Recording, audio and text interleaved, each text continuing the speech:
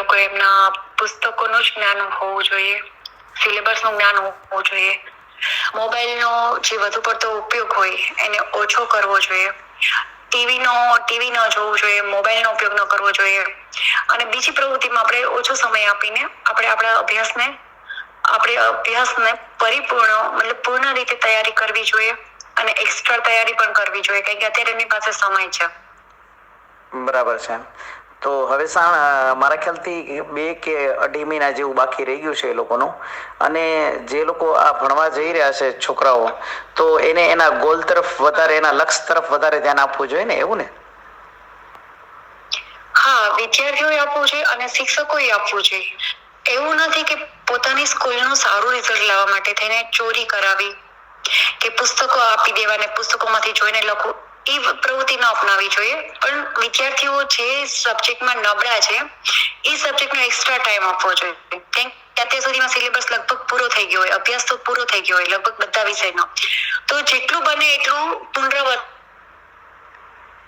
Right શિક્ષકોએ કે જે સબ્જેક્ટમાં નબળા છે છોકરાઓ, એ લોકોના અલગ અલગ ક્લાસ લેવા જોઈએ અને એ જ વિષયમાં એ લોકોને મજબૂત બનાવવા જોઈએ. અને ઘણા બધા સબ્જેક્ટ એવા છે કે જે બાળકોને ખ્યાલ નથી આવતો થિયરી રીતે, તો એ લોકોને પ્રેક્ટિકલ સમજાવવા જોઈએ. જેમ મેથ્સ છે તો એ લોકોને ડ્રો કરીને સમજાવો, બરોબર, સાયન્સ છે તો એ લોકોને પ્રયોગો એક નાના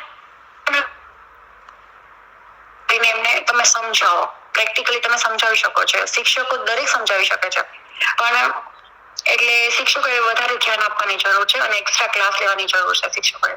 રાઈટ. અને બીજી વાત એ થતી હતી કે ઘણા બધા સ્ટુડન્ટ ને હું મળ્યો, એની મુલાકાત કરી, તો કેટલાક સ્ટુડન્ટ એવા પણ જોવા મળ્યા કે જેણે લગભગ પૂરી તૈયારી કરી ન હતી, અને એ લોકોને હર વખતે ડર લાગતો હતો કે અમે એસએસસીમાં ફેલ થઈ જશું તો. એટલે મેં એને એવું સમજાવ્યું કે તમે એસએસસીમાં કદાચ બાય ચાન્સ ફેલ થઈ જશો તો લાઈફમાં તો ફેલ નહીં જ થાવ એમ. આના માટે તમારે શું કહેવું છે? હા, ઘણી વખત બાળકો કહેવાય ને કે એનામાં હોય છે ટેલેન્ટ, એનામાં ભણતર પણ હોય છે, ગણતર પણ હોય છે, પણ ઘણી વખત વારંવાર એને ઘરમાંથી ટોર્ચર આપવામાં આવે કે તું 10મામાં ફેલ થઈશ તો. ઘણી વખત સ્કૂલમાં શિક્ષકો વારંવાર આ શબ્દ બોલે કે તું ફેલ થઈશ તો. હાજી. તો આ જે છે વાક્ય, એ એના મગજમાં ડર બેસાડે છે. હાજી. તો એને ઘરનું પણ વાતાવરણ એવું મળવું જોઈએ કે બેટા મહેનત કર, ગમે એટલા પર્સન્ટેજ આવશે ચાલશે, પણ તું મહેનત કર, તારામાં છે, હુનર છે તારામાં. જો તું મહેનત કરીશ તો તું 80% લાવીશ ને 99% લાવીશ, તારામાં છે, પણ તું કર. બરાબર. બેઠા રહેવાથી કઈ નહીં થાય, પણ જો પ્રયત્ન કરીશ તો તું 100% પરિણામ લાવી શકીશ. બરાબર. તો આ એક સ્કૂલ તરફથી પોઝિટિવ હોવું જોઈએ. હા હા. અને ઘર તરફથી પણ એને પોઝિટિવ વાતાવરણ મળવું જોઈએ. બરાબર. આમાં શું થયું કે એક વસ્તુને નેગેટિવ બોલવામાં આવે તો એ બાળકોના મગજમાં ડર બેસાડી દે છે. રાઈટ. આવો જ ડર એક હમણાં 10 દિવસ પહેલા ઇન્ડિયામાં હતો હું, ત્યારે થયું કે મને ફોન આવ્યો કે ભાઈ એક આ સ્ટુડન્ટ છે અને એને હોમવર્કનું ને સ્કૂલ તરફથી એટલું ટેન્શન આવ્યું કે એને સેન્ટ ઝેવિયર્સ હોસ્પિટલમાં એને એડમિટ કરવો પડ્યો. એટલે આ વધારે પડતું ટેન્શન થી જે સ્ટુડન્ટો ઉપર સ્ટ્રેસ વધતો જાય છે. અને હમણાં એક કિસ્સો એવો પણ બન્યો કે એક છોકરાને ઓલું હાર્ટ બેસી ગયું વધારે સ્ટ્રેસના કારણે. તો હું એમ માનું છું, અને કેટલાક સ્ટુડન્ટ ઘણી વખત એસએસસીમાં કે કંઈક ફેલ થઈ જાય એના માટે સુસાઇડ પણ કરી લેતા હોય છે. તો એના માટે એક સરસ મેસેજ આપો કે કદાચ બાય ચાન્સ સમજી લો કે 10th ન થઈ શકે અથવા તો ફેલ થઈ જવાય, તો દુનિયાની બધી ઓપોર્ચ્યુનિટી કાંઈ બંધ નથી થઈ જતી, બધા દરવાજા બંધ નથી થઈ જતા એમ. હા, તો એના વિશે એક ફોકસ તમે કહેજો. જીવનમાં ડગલે ને પગલે તમને તક તો મળે જ છે. ઓકે. એક હિન્દીમાં છે कि चिड़िया को चोंच देते हैं भगवान, तो साथ में उसको दाने दाने का भी कहीं ना कहीं प्रबंध करता ही है भगवान. હિન્દીમાં બહુ સરસ વાત છે કે દરેક વ્યક્તિને લાઈફ આપી છે તો એને કંઈક ને કંઈક તક આપેલી જ છે આગળ જવા માટેની. હવે એની માટે રસ્તો આપણે શોધવાનો છે. બરાબર. સુસાઇડ લોકો કાયર લોકો કરે છે અને આપણે કાયર નથી. હાજી. આપણી ધરતી ઉપર તો કેટલા મહાન વ્યક્તિઓ જન્મેલા છે. બરોબર.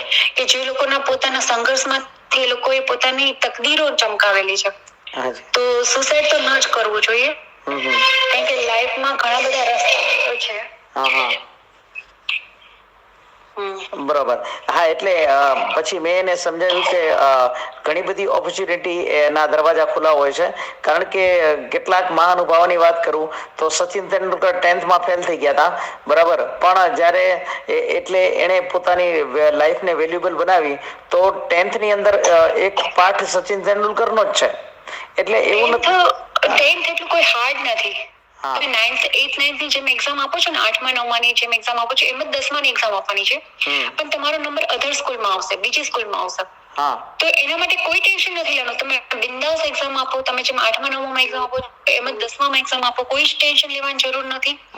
અને તમે જો સુસાઇડ કરે કોઈ પણ છોકરાઓ, તો તમે એ વિચાર કરો કે એના પરિવારનું શું થશે, એના ભાઈ બહેન, એના મમ્મી પપ્પાએ શું એને જન્મ આપેલો હતો બાળકને, કે જિંદગીને હસતા રમતા વિતાવે.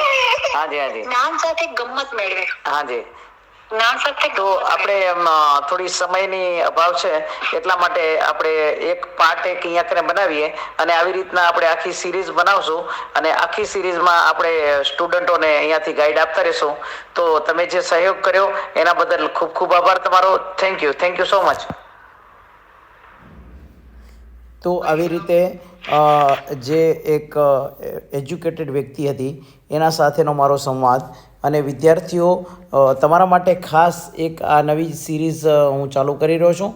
તો બધા જ વાલીઓને ખાસ મારી નમ્ર નિવેદન છે કે બધા લોકો આ ચેનલને સબસ્ક્રાઈબ કરી લો, એટલે કરીને છોકરાઓ માટે થઈ અને એક આ નવી સિરીઝ એમને બહુ ઉપયોગી થઈ પડશે. જય હિન્દ.